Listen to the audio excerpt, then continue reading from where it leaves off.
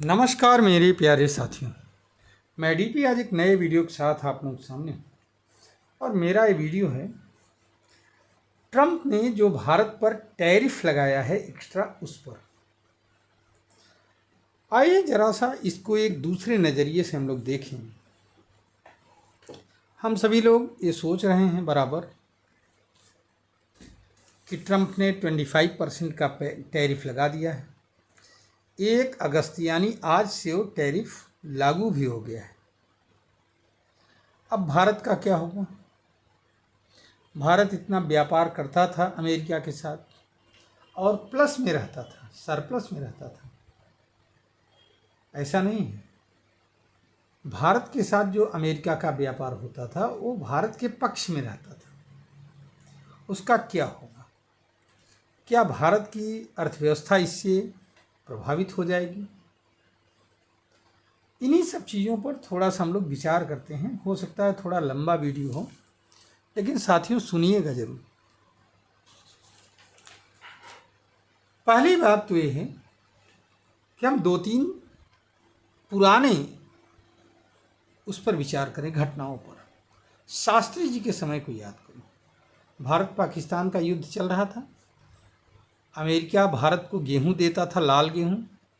प्रतिबंध लगा दिया। भारतीय भूखे थे उस समय, लेकिन रिजल्ट क्या हुआ?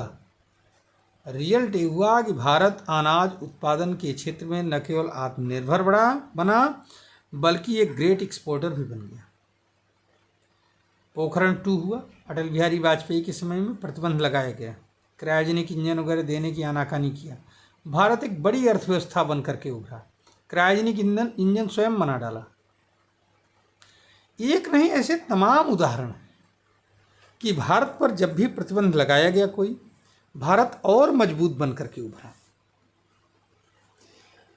और यही हमारा अतीत हमारे भविष्य का मार्गदर्शन करता है कि भारत अब इस टैरिफ व्यवस्था से और मजबूत, विश्व व्यापार में और मजबूत हिस्सेदार बनकर के उभरेगा। और अभी तक भारत को जो नंबर 2 इकोनॉमी बनने में कुछ समय भी लगता, तो अब उस समय जस्ट घट करके आधा हो जाएगा। ये भी जान लीजिए। मैं नहीं कह रहा हूँ कितना समय लगता।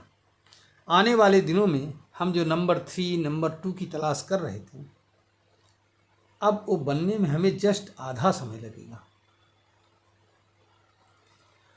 आइए जरा सा इसके कुछ उस पर बात करते हैं, मुख्य पहलुओं पर। तो ट्रंप आखिरकार क्यों वो लगा रहा है 25% का टैरिफ? तो ट्रंप का ये कहना है कि भाई हमें 44 अरब डॉलर, 44 अरब डॉलर का व्यापार घाटा हो रहा है। समझिए, व्यापार घाटा हो रहा है यूएसए। समझ रहे हैं? कहाँ से हो रहा है जरा सा ये भी आप देखने की कोशिश करिए। कई ऐसे सेक्टर्स हैं जैसे स्टोन, मेटल्स और पर्ल्स वगैरह में भारत से अमेरिका को निर्यात हो रहा है 12.2 अरब डॉलर। और कुल हिस्सेदारी जो है 14.3% की। इलेक्ट्रॉनिक मशीनरी और इलेक्ट्रॉनिक्स में 12 अरब डॉलर है, जो कि 14% की हिस्सेदारी है। फार्मास्यूटिकल प्रोडक्ट्स में 10.8 अरब डॉलर का है, जो कि 12.6% की हिस्सेदारी है अमेरिका इंडिया व्यापार में। ऐसे ही है एक इसमें कुछ ऑटो पार्ट्स की बात है, 2.7% तक है, अलग अलग। ठीक है। भारत का अमेरिका को कुल निर्यात हुआ 85.5 अरब डॉलर का, और अमेरिका से भारत को कुल आयात हुआ 41.4 अरब डॉलर का। और भारत अमेरिका का जो व्यापार घाटा है 44.1 अरब डॉलर का है। ये 2023 के आंकड़े हैं जिनको मैंने दैनिक जागरण से लिया है, आप ये देख सकते हो। यही नहीं, आइए जरा सा अब हम लोग कुछ और देखें, कुछ और भी देखें।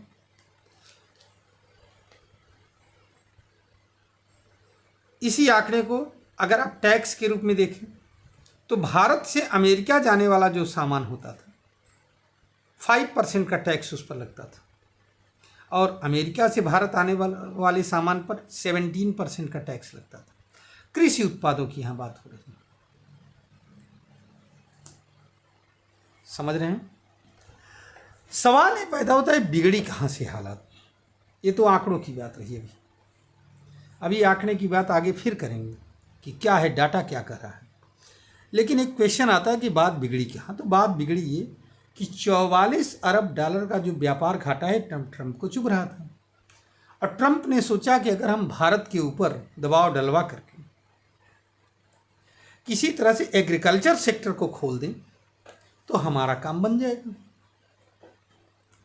हम उस व्यापार घाटे को पूरा कर लेंगे। लेकिन अगर एग्रीकल्चर सेक्टर खोला गया भारत ने अगर खोला अमेरिका के लिए और उस पर वो न लगाया, टैक्स न लगाया, तो भारत का एग्रीकल्चर सेक्टर बर्बाद हो जाएगा, भारत का किसान बर्बाद हो जाएगा। भारत अपने किसान की या डेयरी प्रोडक्ट्स की, डेयरी में से जुड़े हुए वो भी तो किसान ही हैं, तो उनसे जुड़े हुए लोगों का एक तरह से प्रोटेक्शन चाहता है, और इसलिए ट्रंप की शर्तों को स्वीकार नहीं किया। रिटेल मार्केट और डेयरी प्रोडक्ट्स और एग्रीकल्चर मार्केट को खोलने से इनकार कर दिया। आइए जरा सा उस पर भी देख लेते हैं। 4 दौर की वार्ता हो चुकी है लेकिन बात बनी नहीं। भारतीय टैक्स कितना है? तो भारत से जो अमेरिका को जाता है प्रोडक्ट वो है चावल, झींगा, शहद, काली मिर्च, ठीक है। 5.3% का टैक्स लगाता है अमेरिका इस पर। और अमेरिका से जो भारत आता है वो बादाम, अखरोट, पिस्ता, सेब और दालें, ठीक, 37.7% का टैक्स लगाता है इंडिया। अगर 37.7% का टैक्स न लगाए तो ये जितने भी सामग्री हैं बहुत सस्ती हो जाएंगी, और भारतीय सामग्री उसके सामने कहीं नहीं टिक पाएगी, क्योंकि भारत अपने किसानों को कृषि सब्सिडी बहुत ज़्यादा देता है। अंतर इतना है कि भारत में कितने 2 करोड़ अमेरिकन किसान हैं जो कि कृषि से जुड़े हुए हैं, और उनको जो है 26 लाख डॉलर सब्सिडी देता है, 26 लाख रुपीस सब्सिडी सालाना देता है। इंडिया में 70 करोड़ किसान हैं, कृषि और डेयरी फार्मों से जुड़े हुए हैं। इनको जो सब्सिडी दी जाती है वो 50,000 रुपीज़ पर किसान पर ईयर दिया जाता है केवल। तो इस सब्सिडी की वजह से अमेरिकन उत्पाद बहुत सस्ते हो जाते हैं,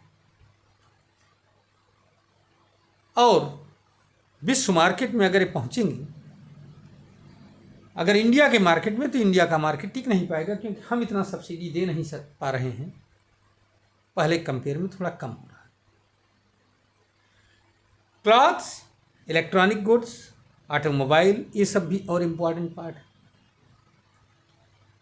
तो अब सवाल ये पैदा होता है कि इसका सलूशन क्या होगा। सलूशन बस यहीं पर है। पहली बात तो हमें जो है अपने उत्पादों की गुणवत्ता को थोड़ा सा और बढ़ाना होगा। और आपको अगर एक केस याद हो तो उससे समझना ज़्यादा आसान हो जाएगा। भारत ने अभी 2 साल पहले तुर्की को भेजा था गेहूं, एक शिपमेंट पूरी भेजी गई थी। तुर्की ने उस गेहूं को रिजेक्ट कर दिया, कहा है गेहूं बेकार है। प्राइवेट कंपनियों के द्वारा भेजा गया था, उन्होंने तुरंत नया मार्केट तलाशा अफ्रीकन, और वहाँ भेज दिया उठा करके। जो रेट तुर्की को दे रहे थे लगभग उसी रेट में उनको भेज दिया। इस तरह से गेहूं बर्बाद होने से हमारा क्या हो गया, रुक गया। अब इससे हमें क्या सबक मिला? सबक ये मिला कि अगर हम नए मार्केट को तलाश लें तो हमारा जो अमेरिका को निर्यात जा रहा था वो नए मार्केट्स में चला जाएगा, और हमारा बैलेंस रहेगा, हमारे इंटरप्रेन्योर्स को और किसानों को भी कोई नुकसान नहीं होगा। अब आइए यहाँ पर देख लीजिए। अगर हम देखें तो अमेरिका के कुल व्यापार में हमारी हिस्सेदारी केवल 3.4% है, हमारी हिस्सेदारी। और विश्व के हिसाब से अगर विश्व बाजार में देखें तो हमारी हिस्सेदारी कितनी है, 1.8% केवल 2024 का डाटा है। इसका मतलब ये हुआ कि अगर हम इस 3.4% की मार्केट से हटते हैं और विश्व मार्केट में इंटर करते हैं, जो कि बहुत बड़ा मार्केट है, यूरोप से लेकर के अफ्रीका तक कंट्री खुले हुए हैं, 98% मार्केट लगभग अभी हमारे लिए खाली है। समझ रहे हैं? यही चीज़ इलेक्ट्रिकल आइटम्स मशीनरीज में केवल भारत की भागीदारी पूरे विश्व के मार्केट में 1% की है। 99% मार्केट अभी भी हमारे लिए खुला हुआ है। समझ रहे हैं? फार्मास्यूटिकल्स में 1% से भी कम हमारी हिस्सेदारी है विश्व मार्केट में। लगभग पूरा मार्केट खुला हुआ है, बशर्ते हम नए मार्केट की तलाश कर लें। और अगर हम नए मार्केट की तलाश करके अमेरिका के इन सामानों को डाइवर्ट कर दें, जो अमेरिका में भेजते हैं उनको उन कंट्रीज में भेज दें, तो हमारा कहीं उससे ज़्यादा प्रॉफिट होना शुरू हो जाएगा। मैं बताऊं, ये डाटा बता रहा है, मेरे कहने से कुछ नहीं होगा। लेकिन इसके लिए हमें क्या करना पड़ेगा? ईमानदारी पूर्वक अपने प्रोडक्ट्स की गुणवत्ता में सुधार करना पड़ेगा और फाइलों से बचना पड़ेगा, रेड टेपिज्म, और विश्व के और देशों में हमें इसके लिए मार्केट तलाशने पड़ेंगे, तभी ये काम बन पाएगा, जो कि आसानी से हो सकता है। 1% मार्केट है हमारा, 1% से कम, 1% से भी कम, 1.8% ऐसे है लगभग हमारी हिस्सेदारी विश्व मार्केट में। तो क्या हम उसमें जो है 1% और अपने मार्केट को बढ़ा नहीं सकते हैं? इतना वास्ट वर्ल्ड है, खुला हुआ है, तब भी खूब आसानी से। ये वही हालत है कि तुर्की का गेहूं अगर जो भेजा गया था, अगर वो सड़ गया होता हाइफा पोर्ट पर, तो सड़ गया होता, लेकिन कोशिश किया, अफ्रीका में मार्केट तलाश लिया, काम बन गया हमारा, कोई दिक्कत नहीं है। ये एक पॉजिटिव सोच है जिस पर हम काम कर सकते हैं। हालांकि अगर ट्रंप को देखा जाए तो ट्रंप ने कई देशों पर टैरिफ लगाया है। आइए जरा सा उन देशों के नाम भी देख लेते हैं जिन पर टैरिफ लगाया, उनकी क्या पोजीशन है। सीरिया पर 41%, कोई औकात नहीं। लाओस पर 41%, विश्व व्यापार में उसका कोई औकात नहीं। स्विट्जरलैंड पर लगाया 38%, ये समझ में आ रहा है। कनाडा पर 38%, समझ में आ रहा है। म्यांमार पर 40% लगाया, म्यांमार से कुछ जाता ही नहीं अमेरिका को ज़्यादा। इराक पर 35%, पहले से भी प्रतिबंधित है Iraq. Serbia, Bosnia Herzegovina, Algeria, South Africa, इन सब पर टैक्स बढ़ाया।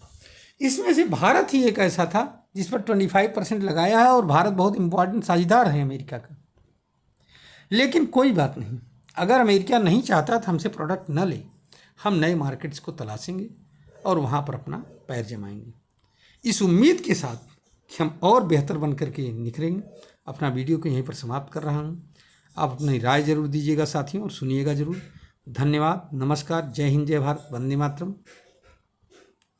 अगर आपको अच्छा लगे वीडियो तो आप इसको लाइक करिए, शेयर करिए और हमारे चैनल को सब्सक्राइब भी करिएगा। धन्यवाद।